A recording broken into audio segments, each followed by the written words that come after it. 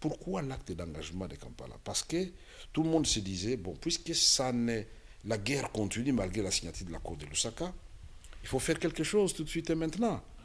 Et donc, il faut signer cet acte d'engagement pour obliger les forces, là où elles sont en confrontation, de se déployer en arrière de 15 km pour laisser un couloir de 30 km où on va déployer les observateurs des Nations Unies et rendre donc la reprise de la guerre irréversible.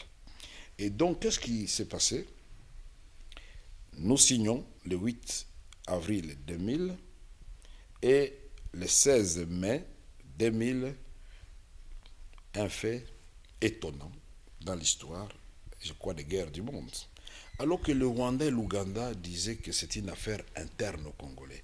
Mais voilà que d'un côté, vous avez James Kabarebe avec l'armée rwandaise et de l'autre côté, James Kazini, alors de James comme par hasard, à la tête de l'armée ougandaise en train de s'affronter dans la ville de Kisangani. Et on a massacré femmes, enfants, jeunes et vieux, et cette ville a été saccagée. Et là, la communauté internationale, devant une telle tragédie, qu'il fallait qualifier de génocide clairement, ne pouvait plus se cacher le visage avec un doigt.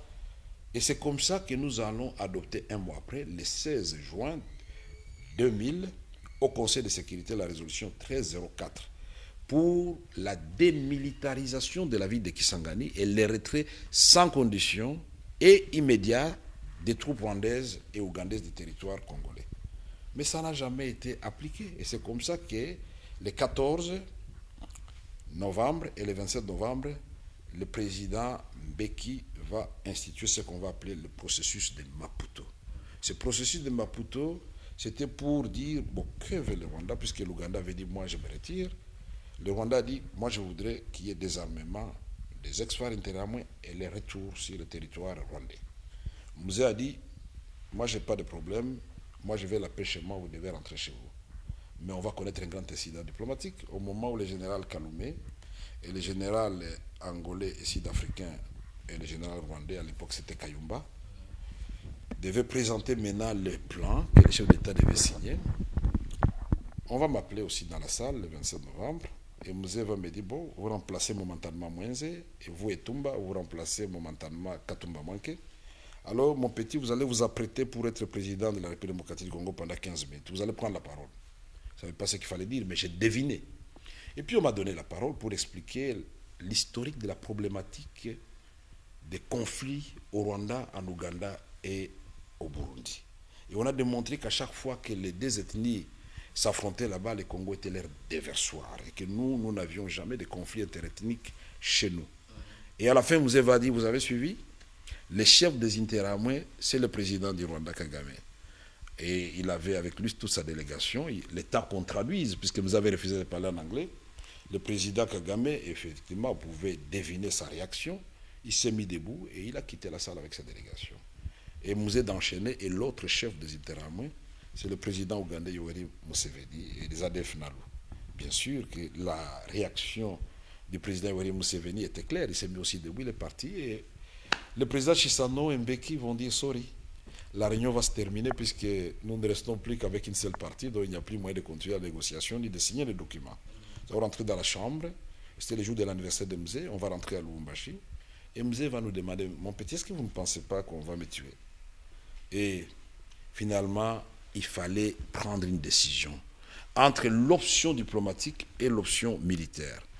Il y avait quelques généraux autour de Mzé, des flatteurs, qui lui disaient, nous avons acheté des armes en Ukraine et donc nous pouvons aller reprendre Puerto et Nono Kalemi et nous pouvons aller jusqu'à Kigali en 2 jours. Moi j'étais en train de rire.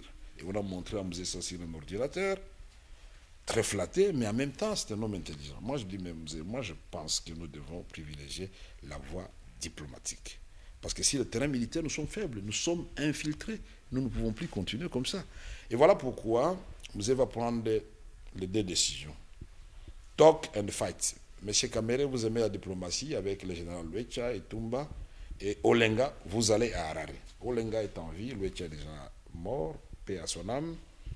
Et Tumba est en vie, c'est l'actuel chef d'état-major général. Il va vous dire dans quelle ambiance nous avons signé cet accord qui consacre les sous-plans de désengagement des Harare. Le sous-plan des engagements des Harare, c'est quoi?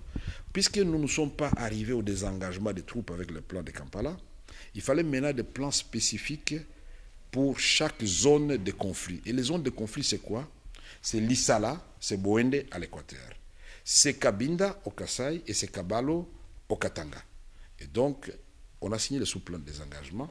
Et dans l'après-midi, Moussé va nous appeler, nous étions en escale en Afrique du Sud, à Johannesburg, pour nous dire, il faut rentrer. On m'a poignardé dans le dos. Et quand nous rentrons, qu'est-ce qui se passe, Moussé? Oui, nous avons été défenestrés. Et les petits est introuvable. Les petits, c'est qui? C'est Joseph Kabila, perdu pendant 2 jours dans la jungle, dans la brousse de Poitou. Et puis finalement, son radio va émettre et on va aller l'extirper de là pour les ramener. Ça, c'était une parenthèse.